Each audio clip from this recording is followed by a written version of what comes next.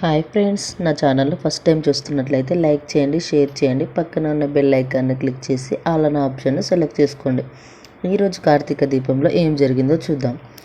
మీ అందరికీ దీపం ముఖ్యమా, నేను ముఖ్యమా అన్నట్లుగా ఇంట్లో రచ్చ చేస్తుంది. ఆ రచ్చ తర్వాత కూడా కార్తీక్ దీప దగ్గరకు వెళ్ళి, నేను మీకు నచ్చినా నచ్చకపోయినా మీ శ్రేయోభిలాషిని, ఇక దేవుణ్ణి వేడుకోవడం మానేయండి, ఎందుకంటే నేను మీకు రోజు ఎదురుపడుతూనే ఉంటాను, మీకు సాయంగా ఉంటాను, రౌడీ వదిలేసి పెట్టాను అంటుంది.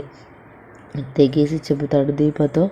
దీప మౌనంగా ఉంటుంది. ఇక నేటి నరసింహ ఫుల్గా తాగుతూ తనకు దీపం ముందే జరిగిన అవమానం గురించి ఆలోచిస్తూ రగిలిపోతాడు.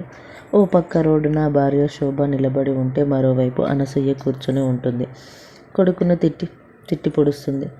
దీప గొడవ నీకెందుకురా, అది మీ జోలికి రానప్పుడు మీకు దానికి ఊసేందుకు వెళ్ళి కొట్టించుకొని రావడం తప్పు.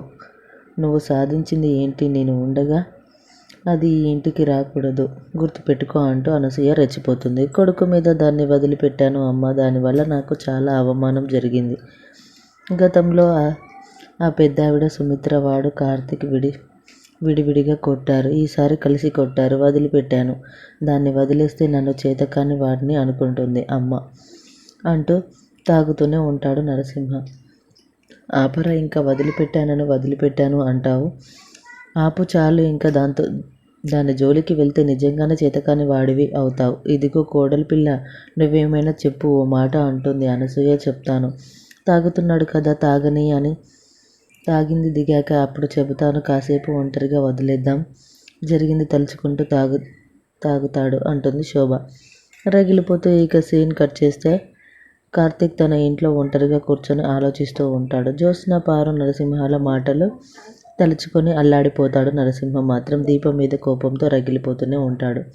ఇంతలో కార్తీక్ దగ్గరకు తల్లి కాంచన వచ్చి తినడానికి రమ్మంటుంది. ఇంతలో తండ్రి శ్రీధర్ వచ్చి,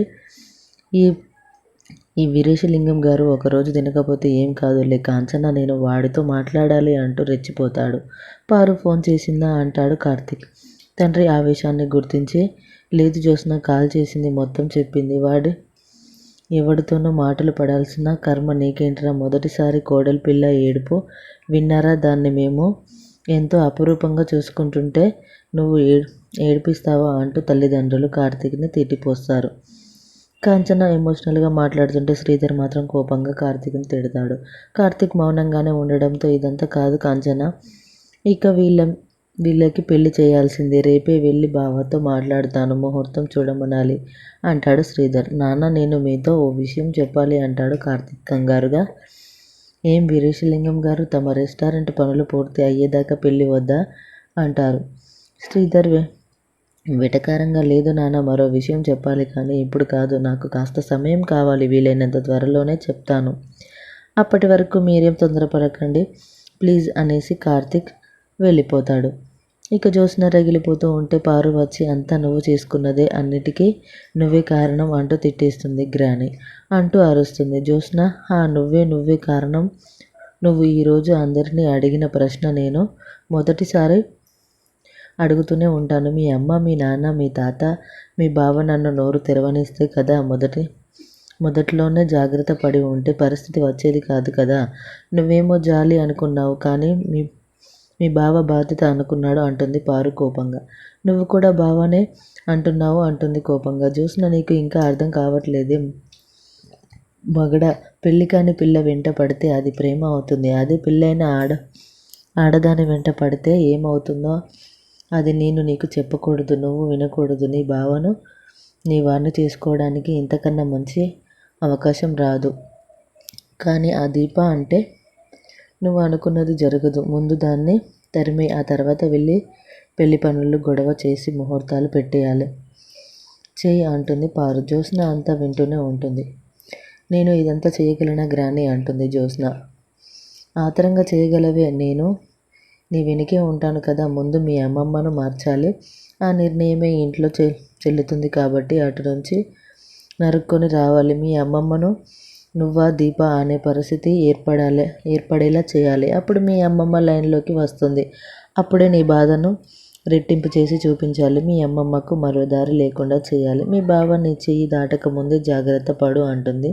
ఎక్కిస్తుంది పారు.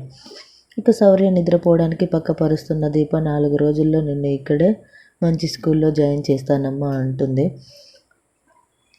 అవునా అమ్మా, బుక్స్ బ్యాగ్ కొంటావా మరి అంటుంది శౌర్య. క్యూట్గా కొంటానమ్మా, అన్నీ 4 రోజుల్లో కొంటా శౌర్య. ఇంకో విషయం, రేపటి నుంచి నేను వంట పనికి వెళ్ళను. నువ్వు ఎక్కడికి వెళ్ళకుండా ఇక్కడే ఆడుకో సరేనా అంటుంది దీప. ఎందుకమ్మా, అమ్మమ్మ ఇంటికి వెళ్ళొద్దా? అయినా జో వాళ్ళ గ్రాని నాన్నతో ఎందుకు మాట్లాడడం లేదమ్మా? మనం అంటే వాళ్ళకి ఇష్టం లేదా? మనం ఇక్కడ ఉండకూడదు అనుకుంటున్నారా? పోనీ మనం ఓ పని చేద్దామా, మనం కార్తీక్ వాళ్ళ ఇంటికి వెళ్ళిపోదామా అంటుంది రౌడీ.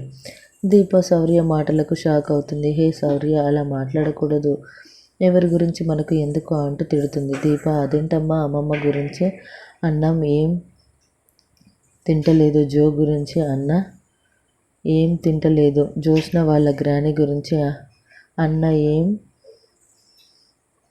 తింటలేదు, కానీ కార్తీక్ గురించి అంటే ఎందుకు తిడతావు? తను నన్ను ఎప్పుడైనా బాధ పెట్టాడా అంటుంది రౌడీ. మంచం మీద పడుకుని దాంతో దీపకు గతం గుర్తుకొస్తుంది. తన తండ్రి చావు గుర్తుకొస్తుంది.